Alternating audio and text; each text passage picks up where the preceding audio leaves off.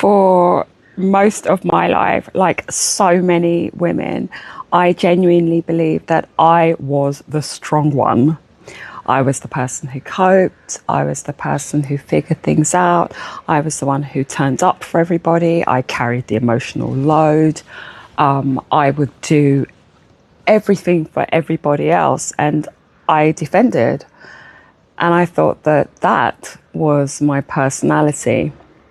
It never occurred to me that that might just simply be a nervous system adaptation, something that my body, a response that my body had created as a way of protecting me and keeping me safe. Because when I was 6 years old, my brother died very suddenly on my birthday, and overnight, my world changed.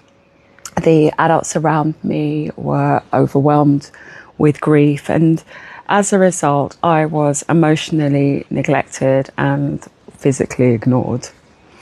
It was not intentional.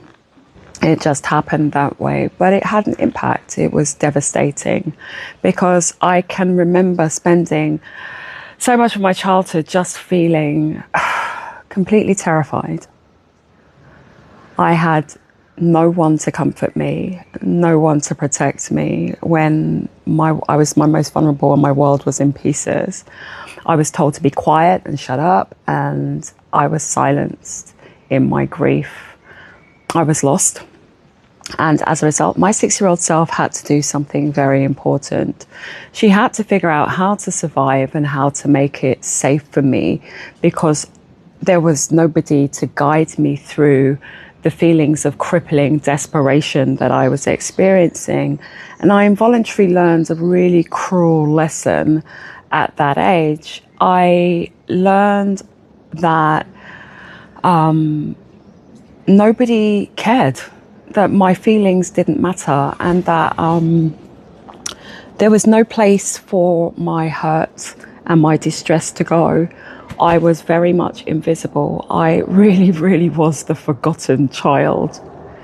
So I did not become strong. I simply became responsible for my own emotional survival. And I learned to suppress my feelings, minimize my needs. I learned to be good and to cope and to carry everything I was feeling inside myself.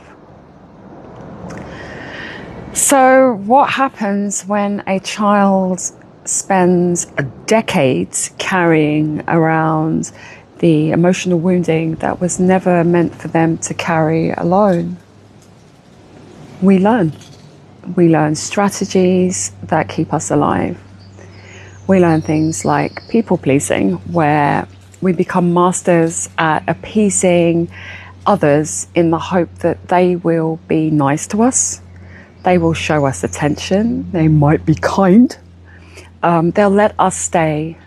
Or maybe more importantly, they won't leave us if we people please, if we make them smile, if we make them laugh. And what we do is we tell ourselves that if I'm perfect, someone will approve of me. Someone will keep me safe. And perfectionism tells us that I am in control when at that age we're not. And we learn hyper-independence, which is, I don't need you. I can do it myself. When in truth, hyper-independence carries the belief, I am alone. And that covers up a much deeper abandonment wound. And we live in anxiety, constantly worrying about things that might go wrong. Fear and stress dominate. We spend so much time being occupied in our heads by anxiety. It takes up a lot of space in our bodies, in our minds, fearing and catastrophizing about our future, because what we're doing is we're transferring the ghosts and the memories and the stories of our past, and bringing them into the present moment, which makes it hard to live in the present moment. Another thing that a lot of our strong people do is we overachieve. We are high-performing, hyper-efficient, sustained achievers who seek social and economic validation, and as a way of proving to others that we are good enough and that we are deserving. And then what that does to us is it makes it really difficult to receive support, because we never learned how. And we never learned how to feel safe with the support that we asked for, or anything that we requested, because more time than not, what happens is we were met with silence or punishment or denial.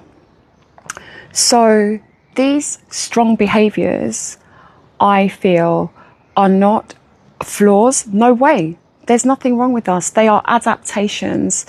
And one day, it just got too much. I was tired of having the full-time job of being that woman, the strong black woman, making decisions, solving problems, figuring things out, prioritizing others. It was just too much. And then one day, walking home in the rain, I decided I'm not going to be strong anymore. I'm not. Something snapped inside me where I recognized it as a survival strategy, as a behavior that I had learned. And I suspect if you are watching this video and you're at this point with me now, that you understand what I'm talking about, and that this may have been an experience for you too. It's not a flaw. It's an adaptation.